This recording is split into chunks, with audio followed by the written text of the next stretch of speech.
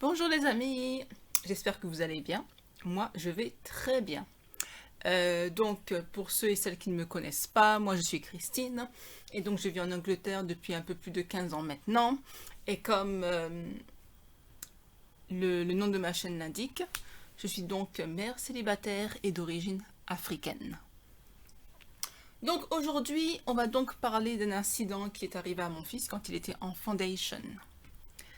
Donc il commençait sa première année en école primaire. Parce qu'avant il était donc à la crèche, tout se passait très très bien, il n'y avait pas de soucis. Mais là, sa première année à l'école primaire en foundation, mon Dieu. Le premier mois a été vraiment, vraiment compliqué. Et je m'y attendais pas du tout à ça. Mais pas du tout. Donc les 2 premières semaines se passent très bien, donc on est au mois de septembre, tout se passe très bien. Comme d'habitude, j'ai une conversation avec mon fils le soir avant qu'il aille au lit. Est-ce que tout s'est bien passé? Qu'est-ce que tu as fait à l'école? Etc. Il n'y a pas de souci, tout s'est bien passé. Très bien. Donc cette conversation se passe chaque soir, donc tous les jours. Chaque soir, tous les jours. Jusqu'à cette troisième semaine, deuxième ou troisième semaine en septembre. Donc comme d'habitude, on a encore cette conversation. Tout s'est bien passé à l'école? Oui. Tu es sûr? Vous avez fait quoi? Qu'est-ce que vous avez appris aujourd'hui? Etc. Et là, qu'est-ce qu'il me répond? Oh maman, un tel m'a giflé. Pardon? Est-ce que tu peux répéter? Oui, un tel m'a giflé. Et je lui demande pourquoi? Il me répond, je sais pas. Je dis, comment ça tu ne sais pas? Donc ce garçon, on va l'appeler Alex. Alex t'a giflé et tu ne sais pas pourquoi? Non, je ne sais pas, il m'a juste giflé comme ça. Tu l'as dit à ta maîtresse? Non. Pourquoi? Je ne sais pas.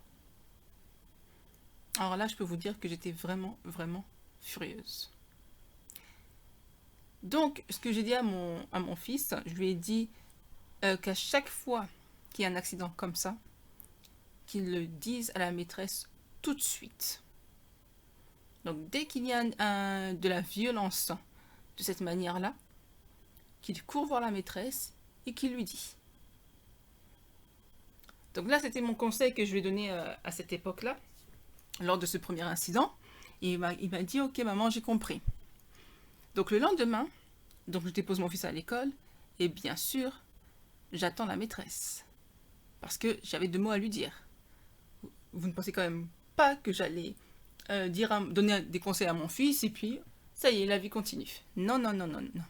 Je pense que comme toute mère, lorsque un accident de cette sorte arrive à notre enfant, c'est comme si on nous avait touchés.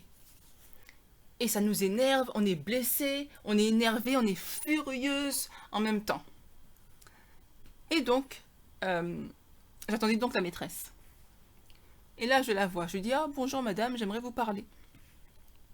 Et elle me dit, oui d'accord, je vous écoute. Donc, je lui relate donc les faits. Je lui dis exactement ce que mon fils m'a raconté. Et qu'est-ce qu'elle me répond? Oh oui, d'accord, mais je n'étais pas là, donc je ne sais pas vraiment ce qui s'est passé. Donc ça, c'est exactement ce qu'il ne faut pas me dire. Parce que je lui réponds, oh, donc vous êtes derrière chaque élève. Vous pouvez surveiller chaque enfant. Donc vous savez ce que chaque enfant a fait pendant toute la journée? Ce n'est pas possible. Pourquoi les enfants ont une bouche comme nous?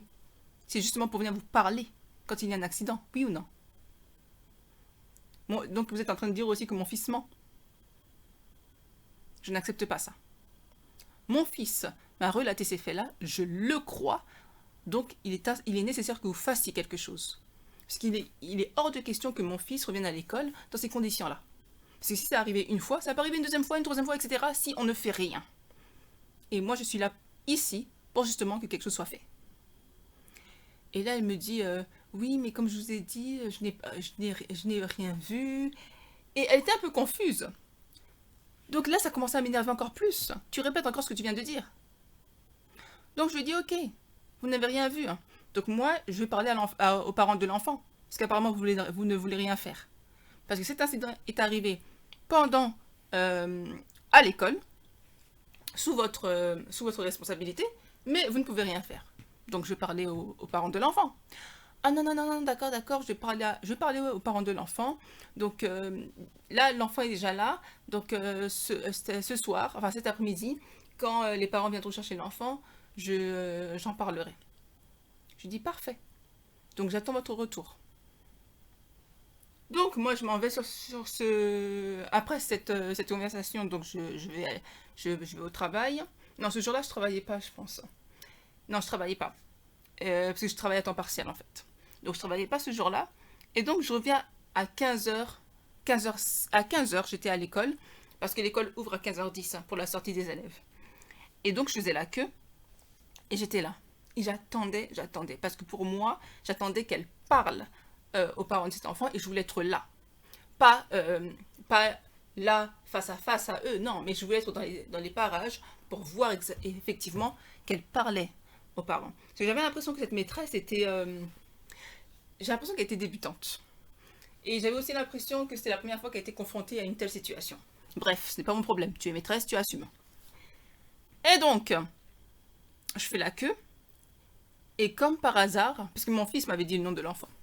Quand on fait la queue, la maîtresse, à chaque fois, elle appelle l'enfant pour dire « Oh, ta maman est là, ton papa est là. » Donc moi, j'écoutais attentivement. Et tout d'un coup, elle dit le nom de l'enfant. Je dis « Super, ça tombe très bien. » Parce que moi, en fait, j'étais derrière. En fait, il y avait deux personnes après la maman de l'enfant. Donc moi, j'étais la troisième personne. Je dis « Super. » Parce que là, je vais voir si elle va parler aux parents de l'enfant. Donc je suis là et j'attends. Et là, effectivement, elle se met sur le côté et elle commence à parler à la maman de l'enfant. Je dis ok. Donc moi, je continue la queue. Mon fils arrive. Et mon fils, il aime bien rester pendant 5 minutes, jouer encore dans la cour et ensuite on rentre. Donc 5 minutes, donc moi, je récupère mon fils. Comme d'habitude, 5 minutes, il reste dans la cour et il s'amuse. Et pendant qu'il s'amuse, qui arrive? Cette maman qui arrive. Donc la maman de l'enfant arrive. Et donc elle arrive et elle me dit « Oh bonjour, vous allez bien ?» Je dis « Oui. » Elle me dit « Oh, votre enfant, il est cute, il est mignon. » Oh là là, les enfants, les enfants sont marrants parfois.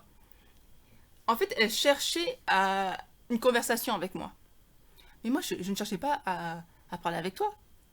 Moi, je m'attendais à des excuses. On est des adultes. Donc c'est la moindre des choses, tu viens me voir, mais just go straight to the point, comme on dit. Va droit au but. Dis-moi oui, on m'a dit que telle et telle chose s'est passée, je m'excuse, point. Et là, on peut avancer ensemble. Mais viens pas devant moi faire l'hypocrite avec ton sourire hypocrite. Non, ça ne fonctionne pas là. Donc elle voulait entamer une conversation avec moi, mais comme j'ai vu que ça ne menait nulle part, j'ai dit à mon fils, allez, on y va, on rentre. Et je suis partie. Non. Quand il s'agit de mon fils, je ne m'amuse pas. Et je pense que c'est le cas de toute mère.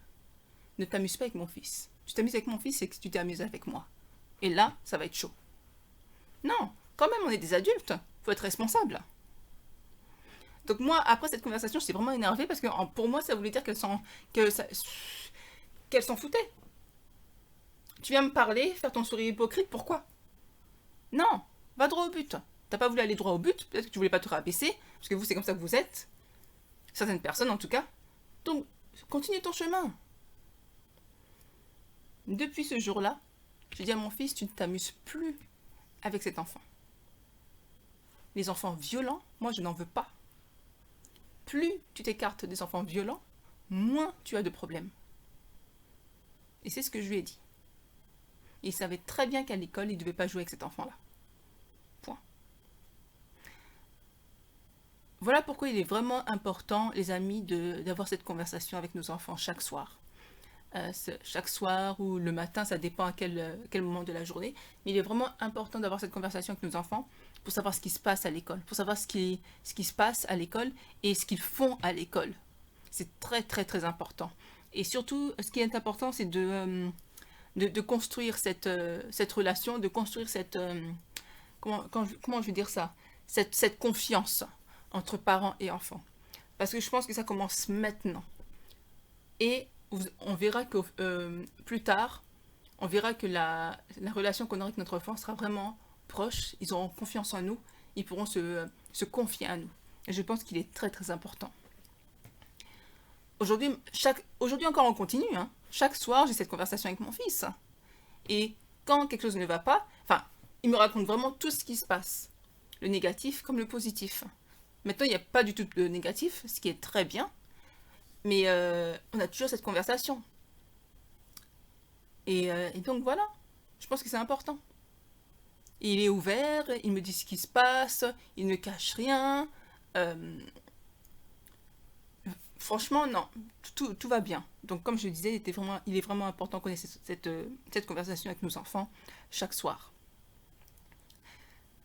Donc ça, c'était donc le premier incident. Mais malheureusement, il y en a eu un deuxième. Et là, croyez-moi, ça a chauffé. Donc rendez-vous pour part 2 dans la prochaine vidéo. Merci les amis!